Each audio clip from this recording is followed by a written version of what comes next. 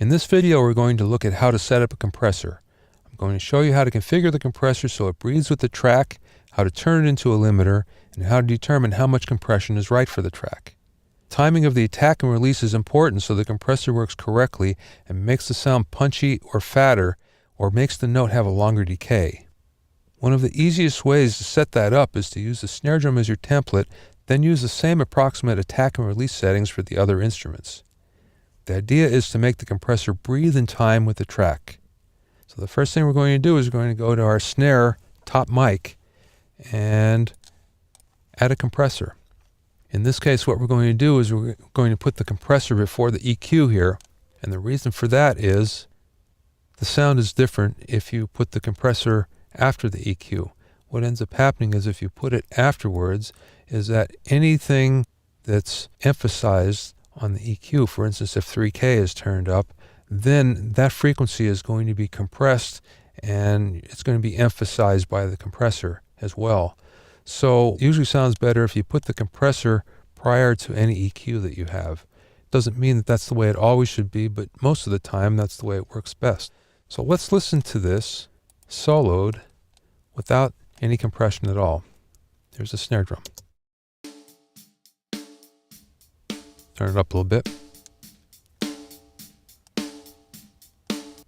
So now what we want to do is set the compressor up so it breathes with the track. So what we're going to do is we're going to take the attack, we're going to turn it all the way to its longest, and we're going to take the release and we're going to turn it all the way to its shortest. Now let's play it again. Let's bring the threshold down so we see some compression. Okay, there we go. So we've got about 6 dB of compression here. I'm going to take the attack and I'm going to move it back. I'm going to make it shorter.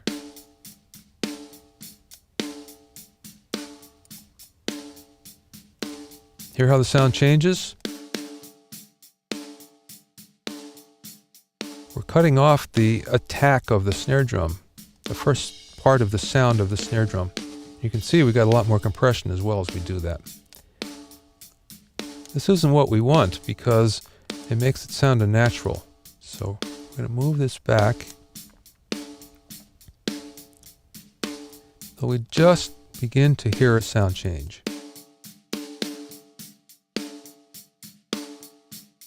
Somewhere in there is good. Going to begin to move that back.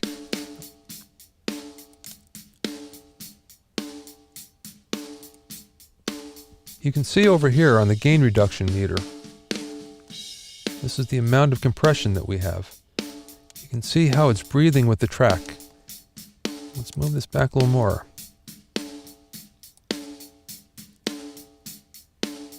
What we're doing now is we're making the decay longer.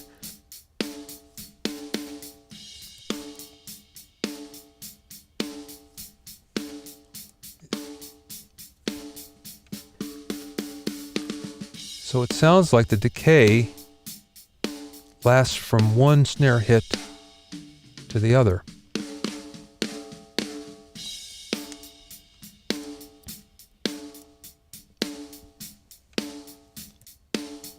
Now let's bypass it for a second.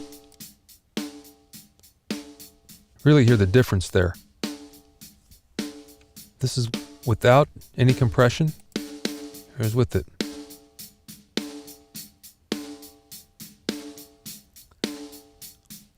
You can hear how much punchier it is. Let's move this attack back a little bit more.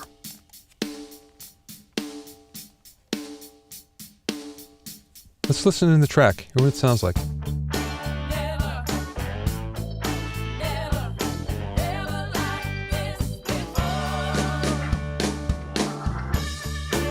Okay, I'm going to play it again. I'm going to bypass it this time.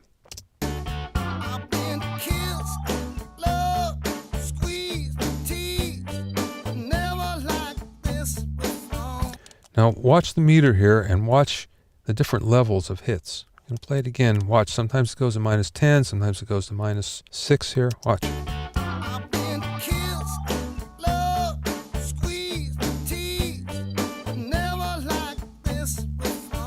See some go -10, some goes a little bit higher. And in fact, the strummer is actually pretty good because he's pretty consistent. But what we're trying to do is we're trying to get that snare hit to be the same every time. So now let's play the same thing with the compressor in.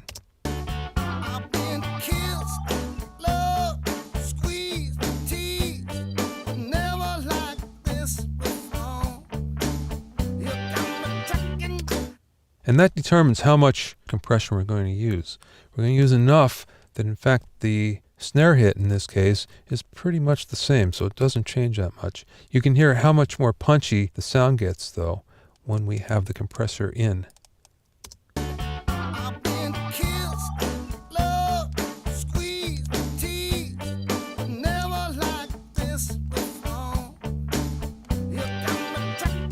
One more time, only bypassed.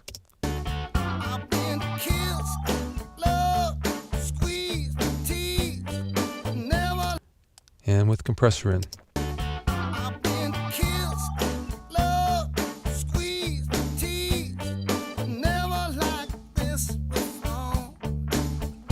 So what will happen here is we'll also do the same thing on the kick drum, and we'll do it on the bass.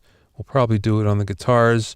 We'll do it on the vocals. We'll do it on any instrument that has any kind of variation in dynamics, because what we're trying to do is control the dynamics here. You can't make the dynamics completely go away, and you don't want them to, but you don't want the variation to be great as well. If they go 3 dB either way, that's probably good. If it goes more than that, it's probably too much. Let's try the compressor over on the vocal. Now the first thing we're going to do is we're going to add it in here. And again, this is just the native compressor that comes with Pro Tools. Don't forget that just about all the parameters are somewhat the same, but even if they're different, it doesn't matter. What we're trying to get is the sound. We're trying to get the compressor to breathe with the track, and that's the most important thing. So let's listen to the vocal without the compressor. I've been kissed, loved, squeezed, and teased, but never like this before. Well, this is pretty good because it's actually been compressed when it was recorded, but we can still do a few more things to it. In this case, what we're trying to do is make sure that every word is heard. So we don't want a word to drop out at all. We want them all to be the same. There are some that will drop out anyway that you'll have to use automation and actually goose the fader a little bit so you can hear it. But for the most part, we can get most of them with the compressor. So let's set this up. Let's unbypass it. So the first thing we're going to do is we're going to set our attack and release approximately the same as we did with the snare drum. This might change a little bit, but this is a good starting point. So I'll put 188 in for the attack, and we'll put 12.3 in for the release, and let's dial in the threshold. The threshold actually controls at what signal level the compressor is going to begin to work at. And let's move this back so we can hear it working. I've been kissed, loved, squeezed, and teased, but never like this before. There we go. We can hear it there. You got me tracking behind you, running on my knees, pleading and begging for more. I say I heard. Now what's happened here is these attack and release settings have to be tweaked because you can hear the change in the vocal sound. And that's not what we want. We want it as pure as we can get it. So the first thing we're going to do is back off in the attack a little bit. I've been kissed, loved, squeezed, and teased. Back off but never like this the amount before. of gain reduction. You got me tracking behind you, running on my knees, pleading and begging for more. By the way, we're reducing the gain on the peaks, so that's why they call it gain reduction. But it's the same thing as the amount of compression. I've been Here's what it sounds like. Loved, squeezed, and teased, but never like this before. You got me tracking behind you. Okay, let's listen in the track. I've been kissed, loved, squeezed, and teased, but never like this before. You got me tracking behind you, running on my knees, pleading and begging for more. Okay, let's listen without it now. Let's bypass it. I've been kissed, loved, squeezed, and teased, but never like this before. Here's with it in. I've been kissed, loved, squeezed, teased, never like this before. You got So you can hear the difference in the vocal with the compression and without the compression. With the compression, it almost sounds like the vocalist is in the room with you. He comes closer to you in the mix. You can hear every single word that happens. In fact, there's a byproduct here. You can keep the vocal lower in the mix and still hear it really well. Without the compressor, some of the words of the vocal will drop out and you won't hear them. One of the reasons why we'd like to keep the vocal lower in the mix is it emphasizes the power of the band. On a pop record, usually the vocal is really on top of the band. It's really loud compared to the rest of the band. But if we want the record to sound really powerful, then we'd like to keep the vocal down even with the band. And the only way you can do that well is if you compress the vocal. Otherwise, it will sound weak. So this is what we'll do with all the other instruments that need it as well. We'll go and we'll listen to them and we'll see if there's a big variation in dynamics. And if there is, we'll insert a compressor.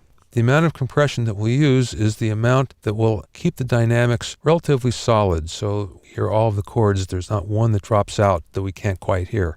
And that's what gives you the feeling of having the vocal in the room with you. So let's talk about limiting. Right now we have the ratio set at 3:1. But anytime the ratio goes beyond 10:1, this turns into a limiter. It goes from a compressor into a limiter. Now, compression is used to control dynamics. What we're trying to do is take any peaks and bring them down, and we're trying to bring up any of the notes that are getting lost. What we're trying to do with limiting is to keep the next stage in the signal path from distorting. So in this case, what that means is it's going to take 11 dB before even 1 dB comes out. And that will probably mean that we can take any kind of peaks and not have a problem with the stage afterwards distorting. So there's a different mindset with using each of them. Sometimes we'll use limiting of 11:1 or 20:1 or even higher in order to change the sound of an instrument or a vocal. Because usually anything that's 4 or 6 or 8:1 is just controlling the dynamics and we don't really hear it work. But anything that goes beyond 10:1, we begin to hear the color of the compressor. Sometimes that's what we want and sometimes it isn't. Okay, let's listen to the difference between compression and limiting. We're going to go back to a ratio of 4:1 and have a listen. I've been kissed, loved, squeezed, teased, but never like this before. We can hear the sound change, but listen when we go to 10:1. I've been kissed, loved, squeezed, teased, but never like this before.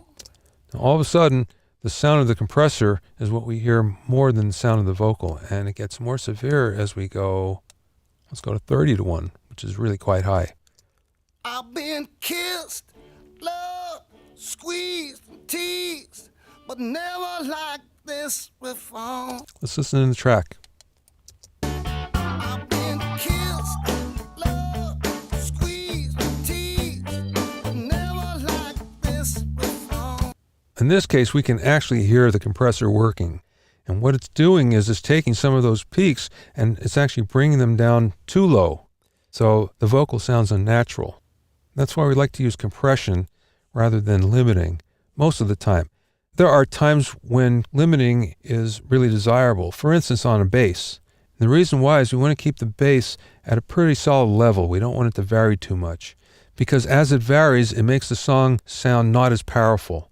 It sounds a lot more powerful when the bass is at one level. So that's one time when we might use limiting instead of compression. Most of the time we'd like to use compression though. So that's how to set up the compressor. You should time the compressor so it breathes with the track by using the attack and release controls. An attack that's too fast will dull the sound of the instrument or vocal, while a release that's too short will cause it to pump. A ratio setting of 10:1 or more is considered limiting because it's trying to limit the output rather than control the dynamics. The more compression you use, the more you'll hear it working, and the amount of compression depends upon the song, the arrangement, the player, the room, the instrument or vocalist, or the sound that you're looking for.